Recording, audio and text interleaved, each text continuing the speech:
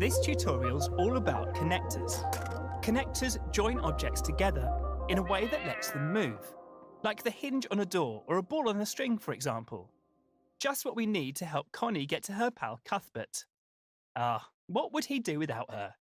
First things first, though, we need to be precise when using connectors. So let's turn on the Grid Snap guide. That way, everything will line up properly. So, go to the Assembly menu, open the Guide section,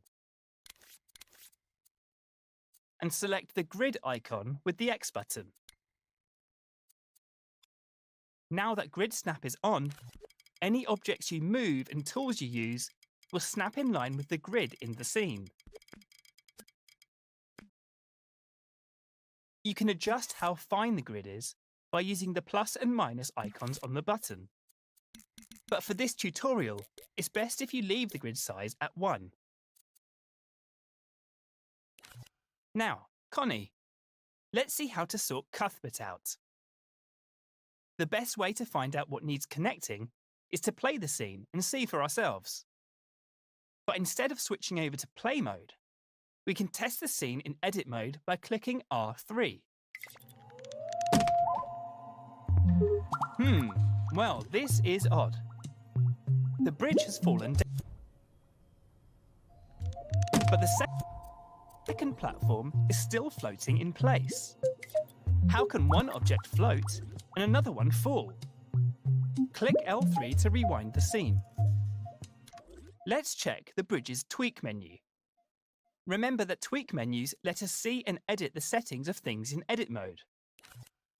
Hover your imp over the bridge, then hold L1 and press square to open its tweak menu. Tweak menus differ depending on what sort of object you're tweaking. The bridge is a sculpture. Sculptures are pretty complex things. Their tweak menus have lots of pages.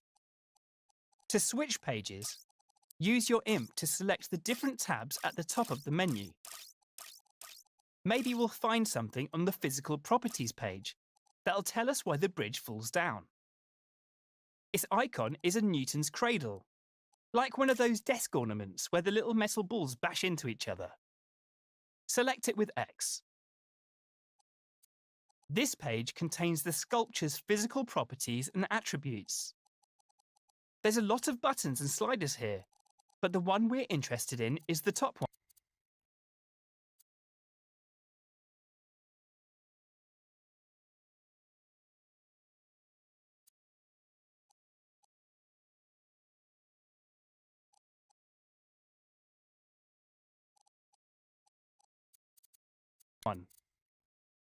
Aha, I thought so. Someone's gone and switched on the movable option.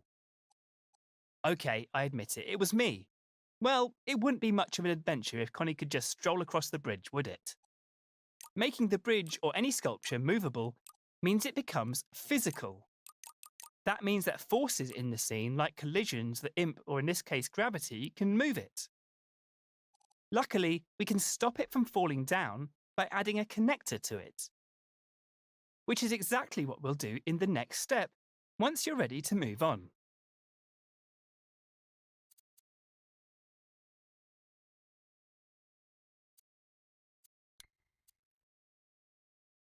So, all we need to keep the bridge from falling is a piece of string. Not just any piece of string, though, what we in the dream shaping business call a string connector. We'll need to attach the other end to something unmovable, like the blue cylinder above the bridge. Start by moving your imp with the left and right sticks until you can see the top of the bridge and the bottom of the blue cylinder. Make sure your scene is rewound. Click L3 if it isn't. Now open the Assembly menu and select the 3 connected squares to open the Gadgets menu.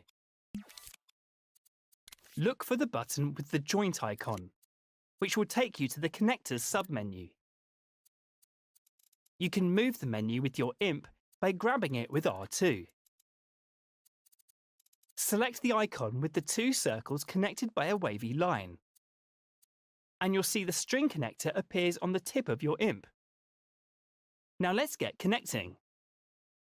You should always make the first connection to the object that won't move. We call this the parent object. In this case, it's this blue cylinder, but it could be something else, like the frame of a door. See the yellow dot on the cylinder? I put that there to show the best place to make your connection. So hover over it, then press R2 or X to connect the string. The grid snap guide will help you line it up exactly with the yellow spot.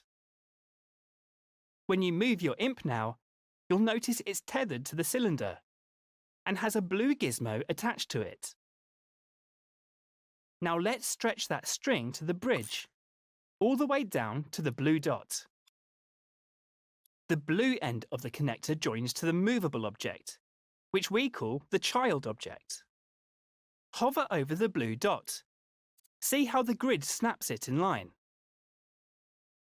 So let's connect the string there with R2 or X. If your bridge isn't in line, just make sure that your scene is rewound.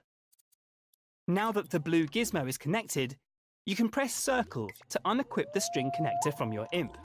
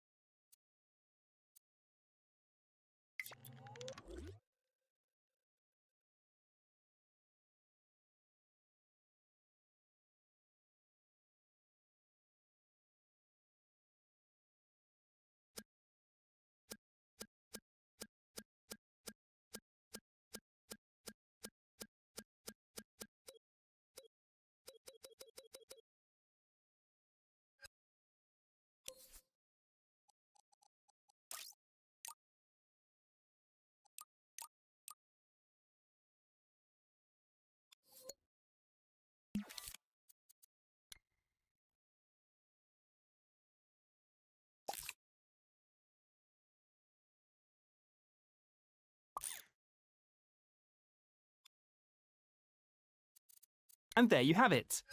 The cylinder and the bridge are connected. Click R3 to play the scene and check that it's working. Well, it looks a bit wobbly, but nothing Connie can't handle. Switch over to play mode and have a go.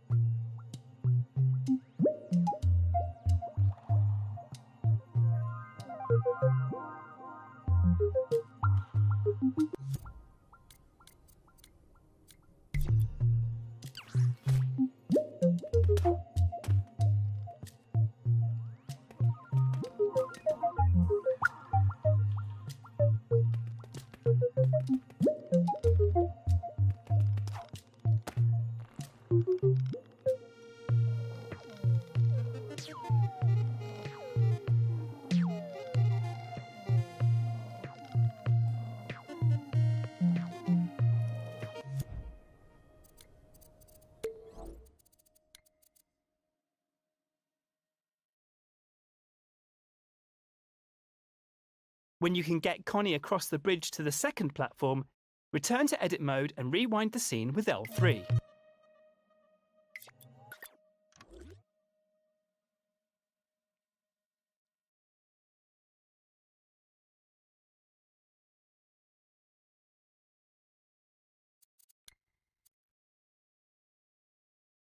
Time to get Connie over to the third platform. The small pink platform and the blue step aren't much use to her right now. But if we make the platform move backwards and forwards, she can hop on it and cross over. To do that, we'll need a connector called a piston. Go to the Assembly menu, then the Gadgets menu. You'll find the piston in the Connectors section. It's all the way over on the left and looks like, well, a piston. Now that it's equipped on your imp, you can start connecting. First, press R2 or X to join it to the blue step, which is the stationary parent object. I put a yellow dot on it to show you the best place to connect to it. Next, connect the blue end to the child object, the floating platform. See how Grid Snap keeps the joint perfectly straight. Hover over the blue dot, then press R2 or X. Remember, the child object is the part that needs to be able to move. So when you join a connector to its child object, that object will automatically become movable. When you've placed the piston, press circle to unequip the piston connector. Click R3 to test the connector. That's more like it. The piston is now moving the platform back and forth. Rewind the scene with L3. Connie might be a bit put out jumping on that. Let's calm the piston down a bit. We'll need to open the piston's tweak menu. So hover anywhere over it, hold L1 and press square. If the tweak menu blocks your view of the piston, you can grab it and move it with R2. OK, this white gizmo shows the maximum length and speed of the piston.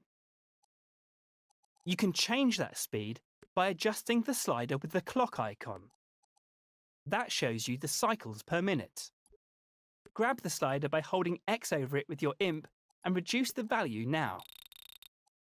The further to the left you move, the faster the number will change. It doesn't need to be exact. Somewhere around 15 should do it. But if you want to get a more precise number, you can adjust the slider with the up and down directional buttons instead. Notice how it's slowed down now. Click R3 to see it moving the platform. When you're happy with the speed, close the tweak menu with the close button or use L1 and circle. Then rewind the scene with L3. Time to switch over to play mode and test out the scene so far. Make sure the platform isn't moving too fast for Connie to jump on. You can always go back to edit mode and tweak the piston until you're happy with it. Once Connie has made it all the way across, rewind the scene in edit mode and move on to the next step.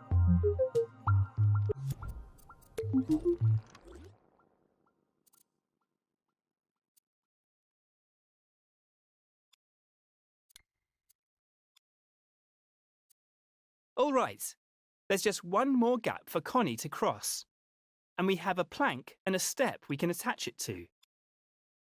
For the plank to drop down, we'll need it to pivot like a hinge, which means we'll need to use a bolt connector this time. Go into the Connectors section in the Assembly menu and select the icon with the nut on it. That's the bolt connector.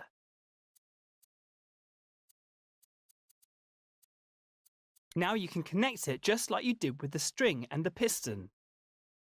And because I'm such a nice teacher, I've put some yellow and blue dots so you can see where to make the connections. They're quite close together this time, so better move in for a good view. Remember, you can use the grab cam, R1, to zoom in close. As always, connect the parent object first, the yellow dot. Then you can connect the child object with the blue dots. The Grid Snap guide will keep the bolt nice and straight, so you don't have to worry about that. Once it's all connected, you can unequip the bolt connector using the circle button. You've probably noticed there's a purple gizmo halfway along the bolt. That's the pivot around which the bolt will rotate. Click R3 and see how it's all working. Well, that's not right, is it? Looks like we need to reposition the pivot to get the plank moving how we want it. Click L3 to rewind the scene and reset the plank. Now go ahead and grab the purple gizmo with R2 and move it so it's lined up alongside the blue one. You can also rotate the pivot by grabbing it with L2, so try doing that now. Keep rotating until the shaft through it lines up straight with the blue gizmo. The Grid Snap guide will help you line it up exactly. Once it's all lined up, switch over to Play mode to test it out. If you've done it correctly, the plank should balance upright. Connie will need to push the plank down, unless, of course, the plank isn't long enough. Oh well, switch back over to Edit mode and rewind the scene. We'll sort out the plank in the next step.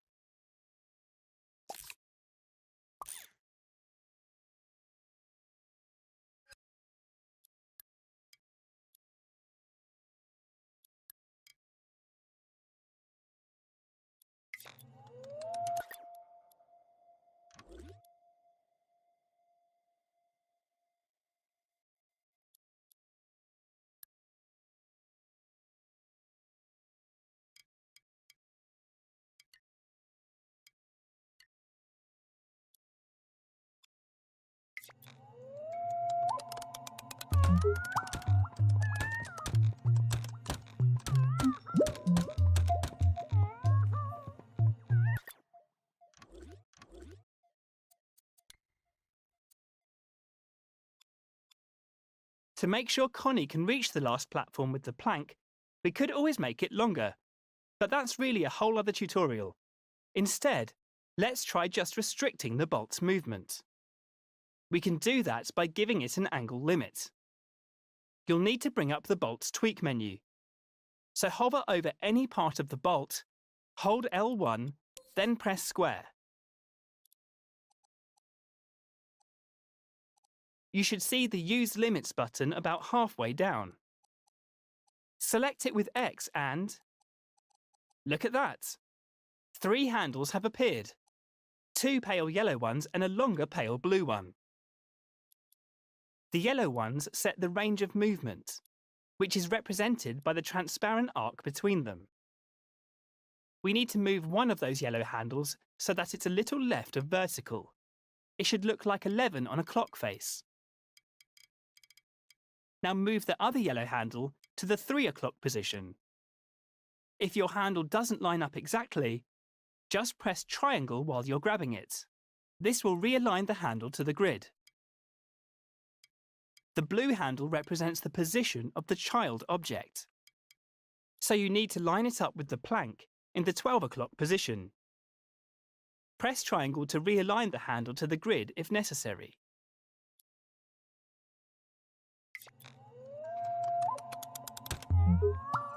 You can close the tweak menu now, then head into play mode to test the scene.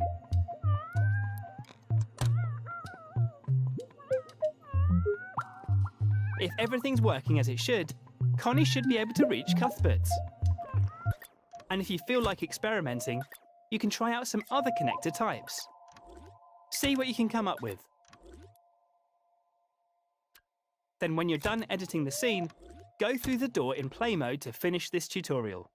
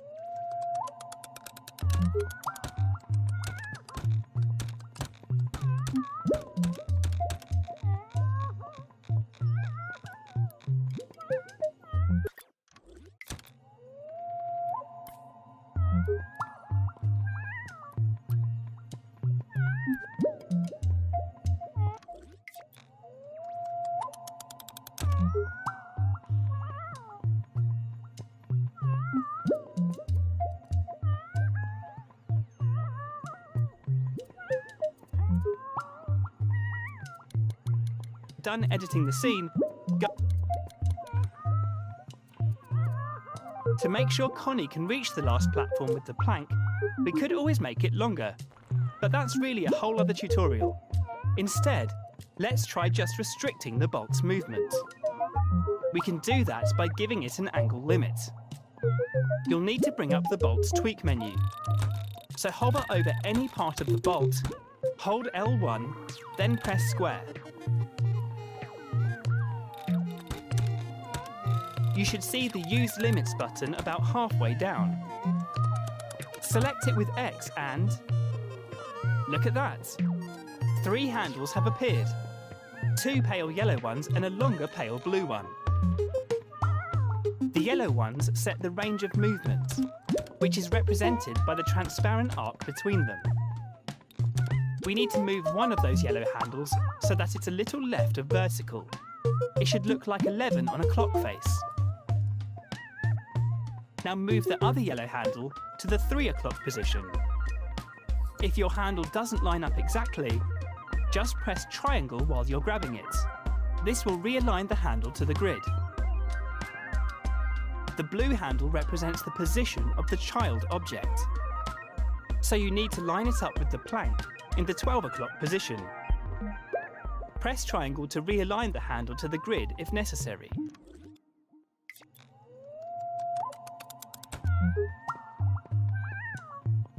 You can close the tweak menu now, then head into play mode to test the scene.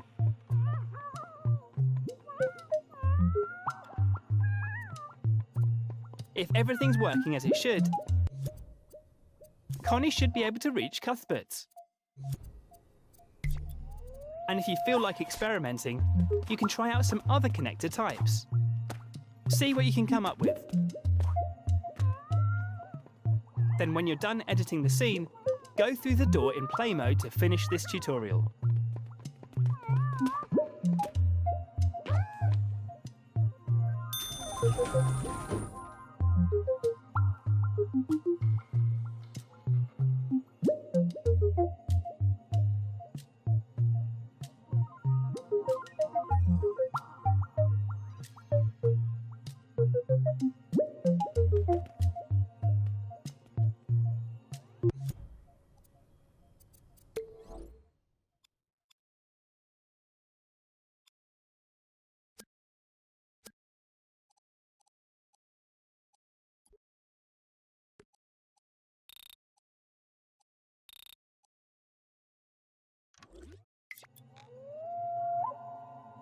Thank